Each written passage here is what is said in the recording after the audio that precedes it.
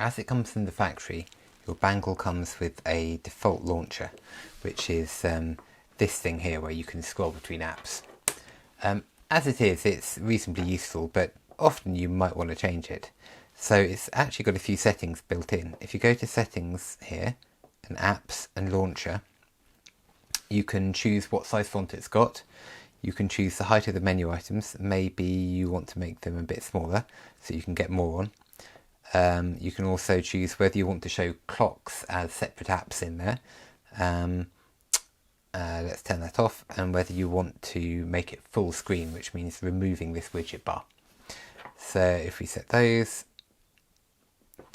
now it looks a bit different and it's much easier to see more apps on the screen. In the same way though, you might want to make them bigger to make them easier to select. But there are other launchers available. So if you go to the Bangle.js.com/apps site and you click up there to connect to your device, you can choose from a series of launchers that are here. So there's the standard launcher, there's the desktop launcher, which I'll install.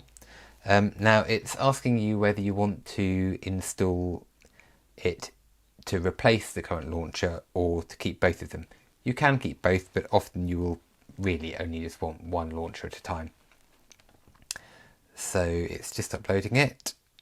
Just a second, and hold the button to reload. And now we have this desktop launcher where we only have a few apps on here.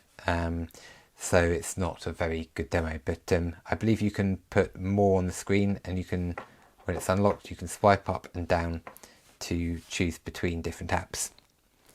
So if I do the icon launcher now, install that, replace, and there's actually a little progress bar down here that you can't see on the phone screen.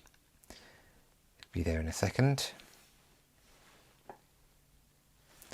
Okay, so reload, and now you get the icon launcher where you've got a bunch of icons on the screen. If there were more apps, you can scroll up and down. If you tap once, it displays the name of the app. Obviously you can tap somewhere else, but if you tap on something twice, e.g. once to show the name and once to execute it, then it will run that app. And if you've got a lot of apps on your device, something like this could actually be extremely useful for you. Right, thanks for watching.